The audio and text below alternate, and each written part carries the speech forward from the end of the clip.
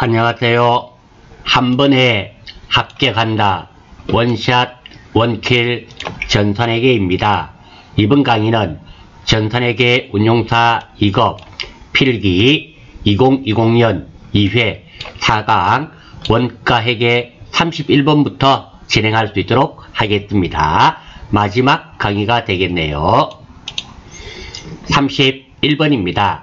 다음 자료에 의하여 월말 제공품 원가를 계산한 것으로 옳은 것은 단 직접 재료 원가는 제조 착수 시 전부 투입되고 가공비는 균등하게 발생한다고 가정한다.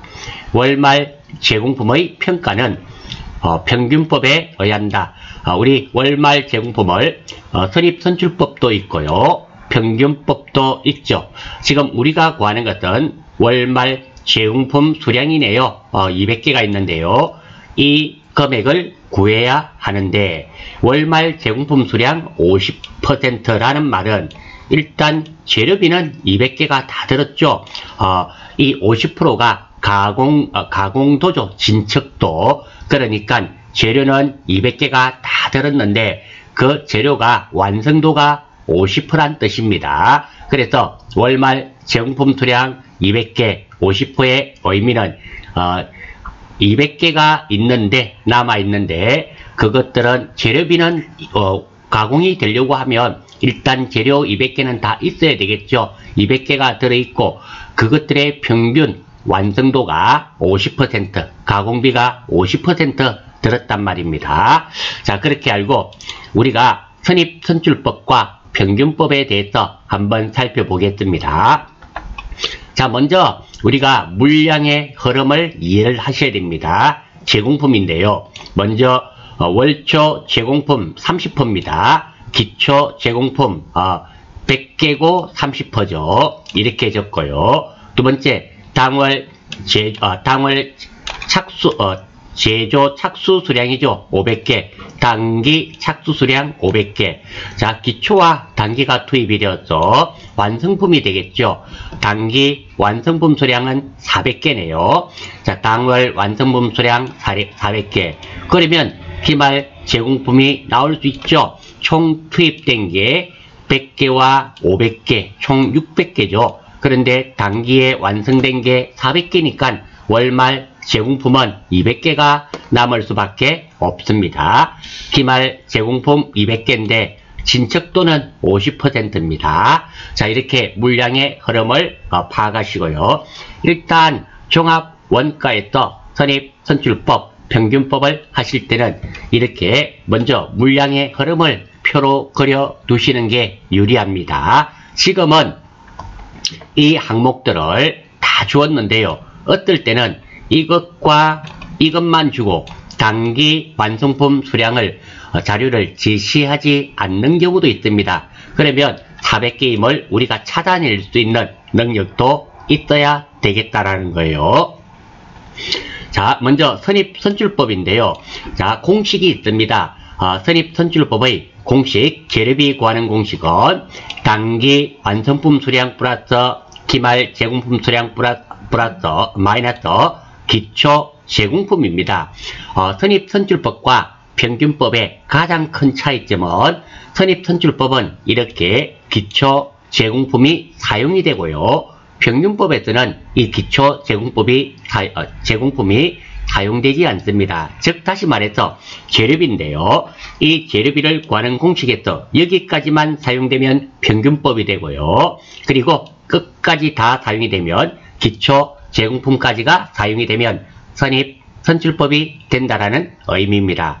마찬가지입니다. 가공비도 단기 완성품 수량 플러스 기말 제공품 수량 곱하기 완성도가 되는데요. 자, 여기까지만 사용이 되면 평균법이 되고요. 그리고 빼기 기초 제공품 수량 곱하기 완성도가 되면 다 함께 사용되면 선입선출법이 된다라는 겁니다. 그리고 자, 여기 보면 가공비는 갈고 닦고 조고 하다 보니까 완성도가 이렇게 곱해진다는 거, 이것만 하나 알아주시면 복잡해 보이지만 크게 어려운 점은 없습니다. 다시 정리합니다. 선입선출법은 기초 제공품이 사용이 되고 평균법은 기초 제공품이 사용이 되지 않는다. 그리고 재료비는 단기 완성품 수량 플러스 기말 제공품 수량 마이너스 기초 제공품, 이게 사용이 안 되면 평균법. 마찬가지입니다. 가공비도 이렇게 되는데요. 기초 제공품 수량 곱하기 완성도가 사용되지 않으면 평균법이 됩니다. 자, 선입 선출법부터 보겠습니다. 단기 완성품 수량입니다. 400개가 되죠. 기말 제공품 수량입니다. 기말 제공품 수량은 200개입니다. 기초 제공품 수량 100개입니다. 100개. 그래서 이 계산해 보면 재료비는 총 500개가 들었음을 알 수 있고요. 가공비는 단기 완성품 수량 몇 개? 400개입니다. 기말 제공품 수량 곱하기 완성도입니다. 기말 제공품 수량 200개에서 완성도가 50%니까 100개가 되겠죠. 그리고 빼기 기초 제공품 수량 곱하기 완성도 100개 곱하기 30%를 하면 30개가 되겠죠. 빼면은 500개에서 30개를 빼니까 470개가 됩니다. 자, 이렇게 우리가 완성품 환산량을 구할 수 있어야 되고요. 두 번째로 평균법입니다. 자, 여기까지는 동일합니다. 같을 수밖에 없죠. 재료비 한번 구해보겠습니다. 단기 완성품 수량 플러스 기말 제공품 수량이 되겠죠. 그러면 기초 제공품 수량이 사용이 되지 않는다 그랬습니다. 그래서 600개가 되며, 그리고 평균법의 가공비는 단기 완성품 수량 400개가 됩니다. 400개. 그리고 기말 제공품 수량 곱하기 완성도 200개 곱하기 50%니까 100개. 그래서 500개가 됩니다. 자, 이렇게 우리가 평균법과 선입선출법에 대해서 한번 살펴보았고요. 자, 여기서 한번 살펴보겠습니다. 지금은 평균법이었습니다. 평균법. 그러니까 평균법의 재료비 완성품 환산량은 600개였습니다. 그리고 평균법 가공비 완성품 환산량은 500개였습니다. 자, 이렇게 구한 이유는 단위당 한 개당 가격을 구할 수 있어야 되기 때문입니다. 먼저 재료비의 단위당 원가입니다. 요 200개가 남았는데요. 재료비는 다 투입이 됐다 그랬죠. 자, 이것은 60만원이 되는데요. 어떤 거? 직접 재료 원가는 기초, 월초 제공품 원가 플러스 당월 제조 착수조, 이 두 개를 더한 것이 직접 재료 원가입니다. 60만원 나누기 재료비는 몇 개였습니까? 600개. 그래서 600개를 나누었더니 1000원이네요. 단위당 한 개당 재료비는 1000원이 들었고요. 가공비는 얼마가 들었는지 살펴보겠습니다. 가공비 단위당 원가는, 자, 이거죠. 15만원 플러스 10만원이 되겠네요. 그래서 25만원이 되고요. 다음, 자, 나누기 500개를 했습니다. 왜? 평균법 가공비 완성품 환산량은 500개였기 때문에. 그러면 25만원 나누기 500을 하게 되면 500원이 됩니다. 자, 이렇게 해서 재료비와 가공비의 단위당 원가를 구했습니다. 자, 이제는 월말 제공품 수량 200개에 대해서 우리가 금액을 구할 수 있습니다. 자, 다시 말씀드리지만 이 제공품 200개는 재료비는 다 투입이 되었겠죠. 재료 없이 무엇을 가공할 수 있겠습니까? 재료비는 200개가 다 되고요. 가공비는 이 200개의 몇 퍼센트? 50%만 되었습니다. 따라서 월말 제공품 원가는 재료비 200개죠. 곱하기 1000원. 왜? 200개 전체가 투입되었기 때문에. 하지만 가공비는 200개인데 신척도가 50%밖에 되지 않았습니다. 그리고 가공비의 단위당 원가는 500원이 되네요.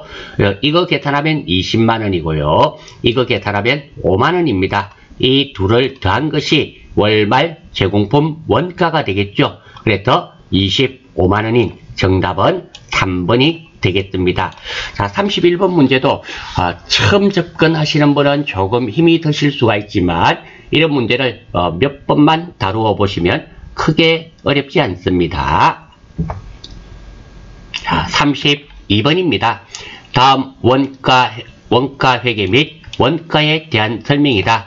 옳지 않은 것은, 자, 이 문제도 풀기 전에 먼저 원가 회계는 20문제 다 풀이하시는데 시간이 좀 많이 걸립니다. 그래서 계산하는 문제는 뒤에 푸시고 이렇게 말로 관계된 것부터 먼저 풀이하신 다음 계산하는 문제를 풀이하시는 것이 맞습니다. 계산하는 문제 한 문제에 집중하시다 보면 나머지 문제 다 못 푸는 경우가 많이 발생합니다. 그렇기 때문에 꼭 말로 관계된 것부터 먼저 풀이하시고 그리고 계산하는 문제를 나중에 풀이하시는 것이 유리합니다. 원가는 경영 목적과 직접 관련되어 발생한 것이어야 한다. 그렇죠? 의사 결정에 판단을 내릴 수 있는 원가 정보가 제공되어야 됩니다. 두 번째, 원가란 재화나 용역을 생산하는 과정에서 소비되는 모든 경제적인 가치를 말한다. 예, 이번도 맞는 말이네요. 원가 회계는 재무상태표에 표시되는 제공품과 제품 등 재고 자산의 금액을 결정합니다. 예, 맞는 말입니다. 4번, 원가 회계는 기업회계 기준서에 의하여 작성하여 외부 정보 이용자의 의사결정에 유용한 정보를 제공하는 회계이다. 자, 정답은 4번이 되겠죠. 이렇게 외부 정보 이용자의 의사결정에 유용한 정보를 제공하는 것은 원가 회계가 아니라 재무 회계가 됩니다. 그래서 정답은 4번이 되며 원가 회계는 경영자에게 의사결정을 내릴 수 있는 회계가 됩니다. 원가 회계 또는 관리 회계라고 하죠. 관리 회계라고도 합니다. 그래서 정답은 4번이 되겠습니다. 33번, 결합 원가에 대한 설명으로 옳은 것, 맞는 것 찾는 거네요. 결합 원가 앞에서도 한번 나왔었는데요. 다시 한번 더 살펴보겠습니다. 자, 앞에 이 그림 보신 기억나시죠? 자, 결합 원가의 가장 대표적인 게 원유입니다. 원유 재료비와 그리고 정제 가공비를 합한 거, 이것이 결합 원가가 되고요. 그리고 분리점이 있습니다. 이 분리점을 통과하기 전까지는 똑같이 동일하게 사용되다가 이 분리점을 통과하게 되면 휘발유, 경유, 등유 등이 나타나고 이것들을 연산품이라며 아스팔트가 부산물로 만들어지게 되겠죠. 이것이 결합원가의 큰 개념입니다. 자, 여기서 결합원가 용어를 한번 살펴보겠습니다. 결합원가입니다. 이것을 의미하게 되겠죠. 공통원가로서 각 제품으로 나뉘어지기 전까지의 모든 원가를 말함. 그렇죠? 여기 보십시오. 휘발유, 경유 이런 것들의 공통원가가 결합원가입니다. 결합원가고 분리점 이전이 되겠죠. 이전, 여기 공통원가가 되니까 여기까지가 결합원가가 된다라는 겁니다. 두 번째, 분리점을 의미합니다. 이것을 의미하게 되겠죠. 결합원가는 각각의 연산품에 배분되어야 하는데 그 시점은 각 제품이 분리되어 구분 지을 수 있는 때로 합니다. 공통원재료가 분리되어 각각 개별적으로 제품이 판매되거나 가공되기 시작하는 시작점을 분리점이랍니다. 그렇죠? 이렇게 연산품이 만들어지기 시작하는 점, 이 점을 무엇? 분리점이랍니다. 결합원가는 이 분리점을 통하여 원가 배분을 하게 됩니다. 그리고 연산품입니다. 연산품. 자, 동일한 재료를 통해 두 가지 이상의 제품이 만들어지는 경우 이들 제품을 말합니다. 그렇죠. 지금은 세 가지 제품이 만들어지고 이것들을 연산품이랍니다. 원유를 정제하여 휘발유, 경유 등을 생성하게 되는데 이들 휘발유와 경유 등은 원유라는 한 가지 원재료부터 생산되는 서로 다른 제품이므로 연산품이 되는 것입니다. 제가 개괄적으로 이 그림을 통해서 설명을 한번 지난번에 드렸는데요. 혹시 말이 빨라서 또는 표현이 부자연스러워서 이해를 못하신 분이 계실 것 같아서 다시 한번 더 정리해 두었습니다. 자, 이 내용을 알고 문제를 한번 보겠습니다. 연산품은 분리점에서 상대적으로 판매 가치가 낮다. 1번 틀린 말입니다. 자, 연산품은 이것들을 의미하게 되죠. 당연히 분리점을 기준으로 해서 판매 가치가 실제로 판매되는 것이 연산품들이며 이 분리점을 기준으로도 판매 가치가 상승하게 됩니다. 그래서 1번 틀렸고요. 2번 판매 가치가 증가할 때 부산물이 연산품으로 바뀔 수 있다. 자, 한번 보겠습니다. 지금 휘발유, 경유, 등유가 연산품이고요. 아스팔트가 부산물로 되어 있는데요. 이게 여차한 이유로 이 아스팔트 가격이 등유보다 높아졌단 말입니다. 그러면 이 부산물은 연산물로 바뀔 수가 있다라는 거예요. 역도 성립합니다. 지금은 이게 휘발유, 경유, 등유가 되어 있는데요. 등유가 연산품입니다. 그런데 여차한 이유로 등유의 판매 가치가 아스팔트보다 낮아지게 되었습니다. 이런 경우는 이 등유가 부산물로 바뀔 수 있습니다. 예, 정답은 2번입니다. 3번 연산품이 부산물로 바뀔 수는 어떠한 경우에도 없다. 3번도 틀렸죠. 부산물이 가치가 상승해서 연산품으로 바뀔 수도 있고요. 이 연산품이 판매 가치의 하락으로서 부산물로 바뀔 수 있습니다. 그래서 틀렸습니다. 결합원가를 배분하는 목적은 단지 이익을 증가시키기 위해서다. 틀렸죠? 결합원가를 배분하는 목적은 원가를 상대적으로 정확하게 구하기 위해서 배분하게 되는 겁니다. 따라서 정답은 3번이 되겠습니다. 34번 다음 중 종합원가 계산의 적용이 적절하지 않은 업종은? 자, 개별원가와 종합원가에 대한 설명이네요. 개별원가입니다. 여러분들 시험 치시면 반드시 이 문제, 이런 문제는 출제된다라고 생각하셔야 됩니다. 다품종, 소량, 주문 생산하는 업종에서 채택하고요. 개별원가는 작업 원가표에 의해서 원가를 집계합니다. 장점으로는 원가 계산이 가장 정확하다는 장점이 있고요. 단점에는 원가 계산에 많은 노력과 비용이 필요합니다. 해당 업종으로는 건설업이라든지 기계 제조업이라든지 항공기 제조업이라든지 조선업 등에 적용이 되고요.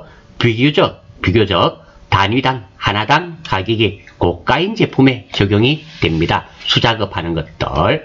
하지만 종합원가는 공장에서 대량 생산하는 거죠. 그렇기 때문에 소품종을 대량 생산하는 업종에서 채택합니다. 제조 공정별로 원가를 집계합니다. 자, 그래서 종합원가면 공정별 생각나셔야 됩니다. 우리가 공장에서는 라인이 있죠. 그것을 공정이랍니다. 1번 라인에서 핸드폰 껍질 만들고 2번 라인에서는 안에 자판 만들고 이렇게 라인별로 되어 있죠. 그것을 공정별이라 그래요. 장점으로는 원가 계산이 가장 간편합니다. 두 번째, 원가 계산에 시간과 노력이 적게 들어 경제적입니다. 단점으로는 제품의 원가가 상대적으로 부정확합니다. 업종으로는 정유업, 제당업, 제분업, 제지업 등이 해당이 되고요. 주로 공장에서 대량 생산하는 것들이 종합원가를 채택하고 있습니다. 자, 지금은 종합원가 계산의 적용이 적절하지 않은 업종은 보기 4개 중에서 개별 원가 계산이 있단 말이고, 보기 4개 중에서 3개는 공장에서 대량으로 생산하는데 한 가지는 수작업으로 한단 말입니다. 공장에서 대량으로 생산할 수 없는 게 있단 말입니다. 정유업, 정유 있죠? 우리 정유하는 포항제철은 철 만드는 데고요. SK, 왜 이런 거 있잖아요. 정유업, 예, 공장에서 대량 생산하고요. 화학공업도 마찬가지고요. 정답은 3번이죠. 선박은 공장에서 대량으로 생산할 수 없죠. 항공기라든지 이런 것들. 그래서 정답은 3번이 되며 제분업도 역시 공장에서 대량으로 생산하게 됩니다. 35번 다음 자료를 이용하여 선입선출법을 가정하여 재료비와 가공비의 완성품 환산량. 자, 완성품 환산량이니까 종합 원가임을 알 수 있습니다. 우리 종합원가에서 재료비와 가공비의 완성품 환산량, 선입선출법도 있었지만 평균법도 있었습니다. 선입선출법과 평균법의 가장 큰 차이가 무엇이었습니까? 선입선출법은 기초 제공품이 사용이 되고 평균법은 기초 제공품이 사용이 되지 않습니다. 두 번째입니다. 어떨 때는 수량을 가지고 하고요. 어떨 때는 이거 완성도를 가지고 완성도가 사용이 되는데요. 어떨 때 완성도가 사용되는 것은 간단합니다. 재료비가 아니라 가공비에서 완성도가 사용되겠죠. 왜? 완성도는 다 만들어졌으면 문제가 없는데요. 30%, 40% 만들어졌단 말은 나머지는 만들어지지 않았단 말이고, 재료는 30%가 사용되든 완성되든 70%가 완성되든 재료는 다 들어갑니다. 뭐 가공비가 가공이 30% 되었다, 70% 되었다 이렇게 되죠. 따라서 완성도가 들어가는 것은 가공비에 들어갈 수밖에 없는 그런 상황 아닙니까? 그래서 이 문제는 가공비라는 이 뜻을 잘 생각해 보시면 완성도가 어디에 들어가는지를 잘 아실 수가 있습니다. 무작정 공식을 외우지 마시고요. 재료비는 우리가 무엇을 만드는 원재료, 재료가 되고, 가공비는 이 재료를 가공해서 갈고 닦고 조고 하는 겁니다. 그러면 완성이 되면 문제가 없는데 남아있는 것도 있다라는 거죠. 그 남은 것이 몇 % 완성이 되었나, 가공되었나, 그래서 가공비에는 완성도가 들어가게 됩니다. 되었고요. 얼마가 되나? 재료비는 공정초에 전량 투입되며 가공비는 균등하게 발생한다고 가정한다. 자, 이런 자료가 주어졌네요. 자, 이것도 제가 적어두었습니다. 자, 선입선출법부터 한번 보겠습니다. 먼저 물량의 흐름을 파악하겠습니다. 기초 제공품 수량이 400개 30%입니다. 기초 제공품 수량 400개 30%. 그리고 단기 완성량 2400개, 완성량 2400개. 그리고 기말 제공품이 600개 40% 적었습니다. 자, 단기 착수 수량이 여기에는 나와 있지 않습니다. 우리 구할 수가 있죠? 자, 이거 다 더하니까 몇 개? 3000개입니다. 자, 기초 제공품 수량이 몇 개? 400개입니다. 그러면 단기 착수 수량이 몇 개가 될까요? 2600개임을 알 수 있습니다. 물론 이 문제에서 단기 착수 수량은 큰 의미가 없죠. 자, 재료비입니다. 재료비 단기 완성품 수량 플러스 기말 제공품 수량 마이너스 기초 제공품 수량입니다. 단기 완성품 수량 2400개, 기말 제공품 수량 600개 있죠. 기초 제공품이 몇 개? 400개. 그러면 3000개에서 400개를 뺐더니 2600개가 되겠습니다. 두 번째, 가공비가 되네요. 단기 완성품 수량 플러스 기말 제공품 수량 곱하기 완성도 빼기 기초 제공품 수량 곱하기 완성도. 가공비니까 갈고 닦고 조고 이렇게 완성도가 곱해지게 됩니다. 자, 이 공식에 의해서 기초 제공품 2400개에서 기말 제공품 600개 곱하기 40% 있죠. 그리고 기초 제공품 400개 곱하기 30%죠. 계산해보면 2500개.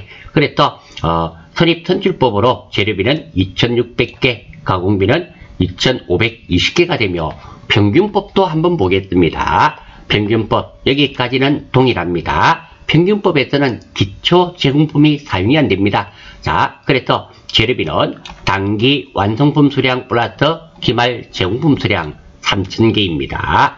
두 번째, 가공비입니다. 단기 완성품 수량 더하기 기말 제공품 수량 곱하기 완성도 600개 곱하기 40개. 그러면 40%, 46, 24, 2640개가 됩니다. 이렇게 재료비와 가공비 평균법으로 구해봤습니다. 문제에서는 무엇을 가지고 선출법으로 해라 그랬습니다.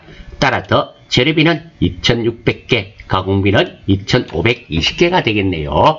따라서 정답은 2번이 될 수밖에 없죠. 재료원가 2600개, 가공원가 2520개. 자, 이 35번 문제는 앞에 몇 번 문제였습니까? 앞에 있던 문제와 이거네요. 31번 문제와 35번 문제는 두 개가 동일한 문제가 되겠습니다. 36번입니다. 주상공화학은 동일 공정에서 결합제품 A와 B를 생산하고 있다. 다음 자료에 의하여 연산품 A의 단위당 제조원가를 계산한 금액으로 옳은 것은 자 제품 결합 제품인데요. 이 두 개가 만들어지고 있고 제품 A의 단위당이네요. 한 개당 제조원가를 구하면 이런 문제가 되고요. 단 결합 제품 A와 B에 투입된 결합 원가는 24,000원이며 결합 원가는 상대적 순실현 가치를 기준으로 배부하고 있다. 자, 일단 이 24,000원을 A와 B에 배분을 해야 되는데요. 그 기준이 상대적 순실현 가치를 기준으로 배부하고 있다. 자, 여기서 우리가 하나 오해하셔서는 안 되는데요. 상대적 판매 가치법을 기준으로 배부하는 것이 아닙니다. 자, 상대적 순실현 가치, 여러분들이 알고 계신 우리가 앞에서 해보았던 순실현 가치를 A와 B 이렇게 두 개가 있는데요. 상대적으로 하겠다. 이런 말이 되고요. 이 말은 다시 말씀드립니다. 상대적 판매 가치법이 아니라 상대적 순실현 가치를 기준으로 배부하고 있다니까 이것은 순실현 가치를 의미한다는 거 기억하셔야 됩니다. 자, 한번 보겠습니다. 자, 결합 제품 A와 B에 투입된 결합원가는 24,000원이네요. 자, 이것이 배부가 되어야지만 단위당 배부 금액이 구해집니다. 결합원가는 상대적 순실현 가치를 기준으로 배부하고 있다. 자, 먼저 여기까지는 나와 있습니다. 문제에 나온 것을 제가 그대로 옮겨 적었습니다. 다시 한 번 더 보겠습니다. 결합 제품 연산품에서 순실현 가치법은 판매 가격에서 분리점 이후의 추가 가공 원가를 빼서 계산한 것을 의미하고 이 순실현 가치를 기준으로 결합 원가를 배부하는 방법을 순실현 가치법이라고 합니다. 자, 그러니까 자 판매 가격입니다. 이게 이 분리점 판매 가격에서 분리점 이후에 추가 가공 원가를 빼서 계산하는 것을 의미한다 그랬습니다. 자, A의 판매 가치는 20,000원입니다. 그리고 분리점 이후에서 추가 가공이 지금은 2,000원이네요. 그래도 분리점 이후 순실현 가치는 A의 순실현 가치는 18,000원이 되고요. B도 한번 보겠습니다. B의 판매 가치는 42,000원입니다. 그리고 추가 가공원가를 빼야 되는데요. B는 추가 가공원가가 없네요. 0원입니다. 그래서 그 금액이 그대로 42,000원입니다. 자, 이것들의 상대적인 비율이 얼마가 되는지 보겠습니다. 자, 총 6만원이네요. 총 6만원인데요. 18,000원 나누기 6만원을 하게 되면 30%가 되고요. 그리고 18,000원 나누기 42,000원 나누기 6만원을 하게 되면 70%가 됩니다. 즉 다시 말해서 이 비중대로 결합원가를 배부하면 됩니다. 그래서 24,000원 곱하기 30% 하면 7,200원이 되고요. 24,000원 곱하기 70% 하면 16,800원이 됩니다. 그래서 제품 총액을 구할 수 있습니다. 제품 총액은 배부된 7,200원과 추가 가공원가 2,000원을 더하게 되면 총 9,200원이 되고요. A제품은 B제품은 배부된 금액이 16,800원입니다. 에다가 추가 가공원가를 더했더니 없네요. 없습니다. 따라서 제품 총액은 배부된 총액은 A제품은 9,200원, B제품은 16,800원이 되고요. 문제에서 단위당 배부 금액을 물어보았습니다. 제품 A는 생산 수량이 100개네요. 그러니까 나누기 100을 해주면 한 개당 92원이 들었고요. 두 번째, B는 16,800원인데요. 얼마? 몇 개? 200개가 생산이 되었습니다. 그래서 나누기 200을 하게 되면 84원이 되는데요. 지금 이 문제에서는 제품 A죠. 제품 A에 배부된 단위당 배부 금액은 얼마인가를 물어보았습니다. 그래서 단위당 배부 금액은 92원이 됩니다. 그래서 정답은 2번이 되겠네요. 자, 이것도 한 두 번째 보고 나니까 그렇게 조금 복잡해 보이지만 그렇게 힘든 부분은 아니죠. 아주 간단합니다. 어떻게 판매 가치에서 뭐 추가 가공원가를 빼요.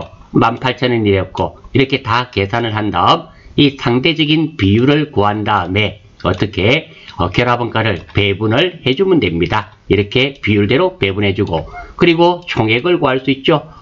총액은 뭐 제품 배부된 거 7,200원에 추가 가공된 거 이 금액을 뭐 더해버리면 총액이 됩니다. 37번입니다. 종합 원가 계산의 종류에 대한 설명으로 옳지 않은 것은 자, 종합원가 계산에는 단일, 조별, 공정별, 등급별 종합원가 계산 방법이 있습니다. 단일 종합원가 계산은 말 그대로입니다.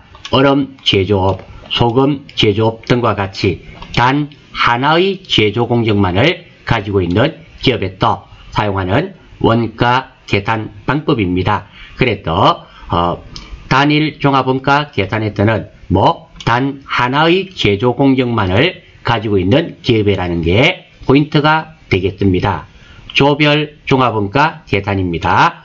복수의 제품을 즉 여러 제품을 단일 공정에서 생산하는 기업에서 사용하는 원가 계산 방법. 그러니까 조별 종합원가 계산의 포인트는 여러 제품을 단일 공정에서 생산하는 기업이라는 거. 공정별 종합원가 계산은 단일 또는 복수의 제품을 복수의 공정에서 여러 공정에서 여러 제품을 뭐 여러 공정에서 생산하는 기업에서 사용하는 원가 계산 방법이고요.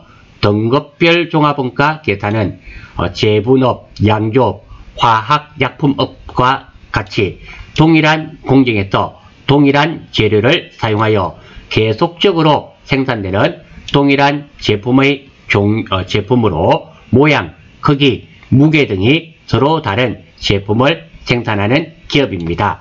자, 그래서 차이 나는 것은 단일 종합원가 계산은 뭐 하나의 제품이 하나의 공정만 가진다는 거. 조별 종합원가 계산은 여러 제품을 단일 공정에서 생산하는 거. 공정별 종합원가 계산은 단일 또는 복수의 제품을 복수의 공정에서 생산하는 것이며 등급별은 동일한 공정에서 동일한 재료를 사용하는데 만들어지는 제품이 모양, 크기, 무게 등이 서로 다른 제품을 생산하는 기업에서 채택하는 원가 계산 방법이 됩니다. 자, 틀린 것 찾는 거네요. 첫 번째, 단일 종합원가 계산. 제품 생산 공정이 단일 공정인 제품을 생산하는 기업에서 사용합니다. 예, 1번 맞네요. 두 번째, 조별 종합원가 계산. 종류가 다양한 제품을 연속 대량 생산하는 기업에서 사용. 그렇죠. 조별 종합원가 계산은 종류가 다양한 제품이니까 복수의 제품을 단일 공정에서 생산하는 기업에서 사용합니다. 예, 1번, 2번 다 맞습니다. 공정별 종합원가 계산, 성격, 규격 등이 서로 다른 제품을 주분에 의해서 생산하는 기업. 자, 일단 주분에 의해서 생산하는 기업이면 종합원가 계산보다는 개별 원가 계산이 어느 정도 해당이 되고요. 그래서 3번이 틀렸고, 두 번째입니다. 성격, 규격 등이 서로 다른 제품은 어떤 게 될까요? 동일한 제품으로 모양, 크기, 무게 등이 서로 다른로 볼 수도 있다라는 겁니다. 그래서 정답은 3번이 틀렸습니다. 4번 연산품 종합원가 계산. 연산품 우리 앞에서도 다루어 보았습니다. 동일한 공정 및 동일한 재료를 사용하여 계속적으로 생산하되 다른 제품을 생산하는 기업에서 사용. 4번은 정확하게 연산품이죠. 동일한 공정인데 분리점 이전까지는 같고 그 다음부터 달라지는 것을 의미하게 되는 겁니다. 따라서 정답은 3번 공정별 종합원가 계산이 틀렸는데요. 틀렸던 가장 결정적인 원인은 주문에 의해서 생산하는 기업, 주문 생산은 주로 개별 원가를 채택한다는 거 하나 알아주시고, 두 번째, 이게 아니라 하더라도 두 번째는 성격, 규격 등이 서로 다른 제품이라는 것은 등급별 정도에 해당이 될 수 있습니다. 아무튼 이것은 가장 근본적인 것은 오른쪽 때문에 틀렸고, 두 번째 찾는다면 이것은 왼쪽의 것은 뭐 등급별 종합원가 계산에 될 수도 있다라는 겁니다. 그래서 37번의 정답은 3번이 틀렸습니다. 38번 다음은 선입선출법에 따라 종합원가 시스템을 사용하는 주 대안의 원가 자료이다. 재료원가와 가공원가의 완성품 환산도는 얼마인가? 자, 환산량은 얼마인가? 이거 또 나왔네요. 무려 3문제가 나왔습니다. 그만큼 중요하다는 의미가 되겠죠. 자, 이 내용 선입선출법 한 가지만 가지고 하겠습니다. 평균법은 앞에서 2번 다루어 보았습니다. 자, 자료가 이렇게 주었네요. 그러면 이 자료를 가지고 자, 물량의 흐름을 이렇게 파악을 해야 됩니다. 기초 제공품 10만 단위 완성도 30%, 기초 제공품 10만 단위 완성품 30%, 별 문제 없습니다. 기말 제공품 20만 단위 완성품 40%, 기말 제공품 20만 단위 40% 문제 없습니다. 그리고 단기 당월 착수 수량 45만 단위, 단기 착수 수량 45만 단위, 그리고 완성품 수량 35만 단위 다 주어졌네요. 자, 그리고 맙은 보겠습니다. 원재료는 공정 초기에 전량 투입되고 가공비는 공정 진행도 정도에 따라 발생한다. 자, 선입선출법에서는 이 기초 제공품이 사용된다 그랬죠? 빼기로 사용됩니다. 먼저 재료비입니다. 단기 완성품 수량 플러스 기말 제공품 수량 마이너스 기초 제공품 수량을 빼면 됩니다. 단기 완성품 수량 35만 단위, 다음 기말 제공품 수량 20만 단위, 기초 제공품 수량 10만 단위 하면은 55만 단위에서 10만 단위를 빼니까 45만 단위가 되고요. 가공비입니다. 가공비 단기 완성품 수량 플러스 기말 제공품 수량 곱하기 완성도 가공비니까 뭐 완성도가 들어가겠죠. 빼기 기초 제공품 수량 곱하기 완성도가 됩니다.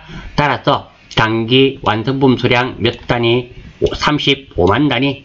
다음 기말 제공품 수량 곱하기 완성도 20만 단위 곱하기 40%.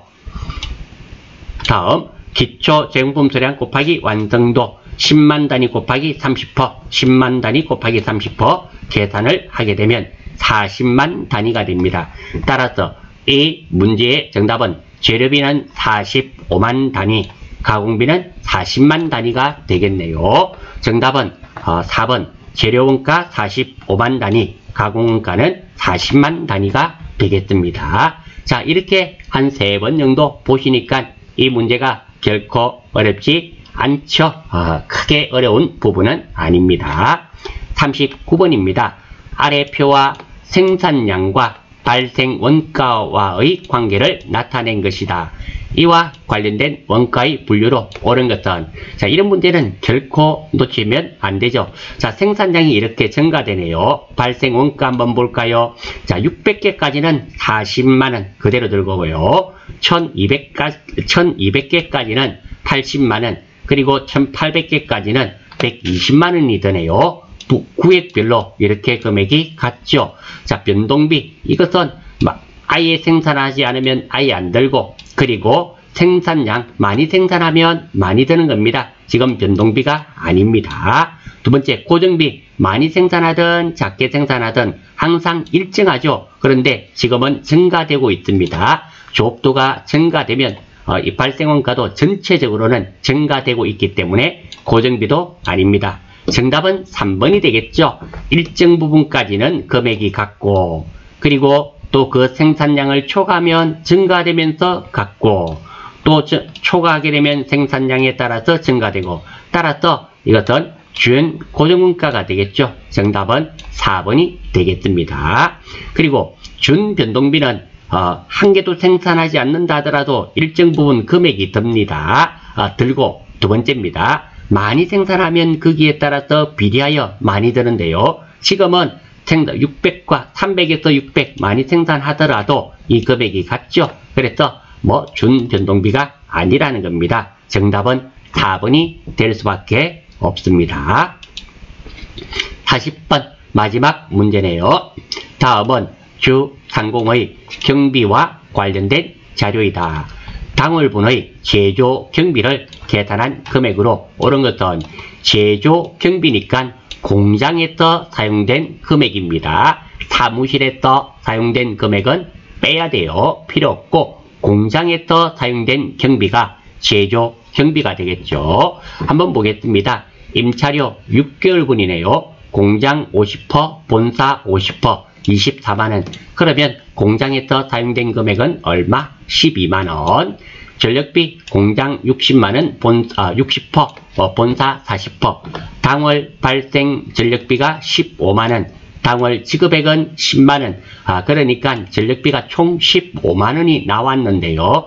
그 중에 10만원은 줬고 5만원은 미지급 상태임을 알 수 있네요. 이것은 의미가 없죠. 그러면 공장에서 사용된 금액은 15만원 곱하기 60%가 됨을 알 수 있습니다. 복리후생비입니다. 당월 중 지급액 5만원, 월초 기준 승급액, 요번 달 복리후생비 먼저 준 게 만원 있고, 그리고 당월에 준 게 얼마? 만원, 5만원, 그럼 6만원이네요. 월말 기준 승급액. 자, 이것은 내가 총 6만원을 줬었는데 이 6만원 중에서 2만원은 다음 달 거란 말이죠. 그럼을 알 수 있습니다. 천천히 한번 풀이해 보겠습니다. 당월 제조경비 금액입니다. 자, 임차료부터 한번 보겠습니다. 임차료는 총 24만원이었죠. 24만원 중에서 자, 공장에서 사용된 게 몇 퍼였습니까? 50%. 50%는 그러면 12만원이 공장에서 사용됐는데요. 이 12만원은 6개월분입니다. 6개월분. 그러면 지금은 당월분, 한 달분을 말하는 겁니다. 나누기 6개월로 해야 됩니다. 그래서 한 달 임차료는 2만원입니다. 자, 여기서 실수 많이 하십니다. 12만원을 더해버리면 답이 안 나오겠죠? 나오더라도 틀린 답이 나올 겁니다. 주의! 임차료 12만원은, 이 12만원은 6개월분입니다. 6개월분이므로 1개월분은 2만원입니다. 나누기 6개월을 해줘야 된단 말입니다. 그래서 2만원 더하기. 자, 이거 주의하셔야 됩니다.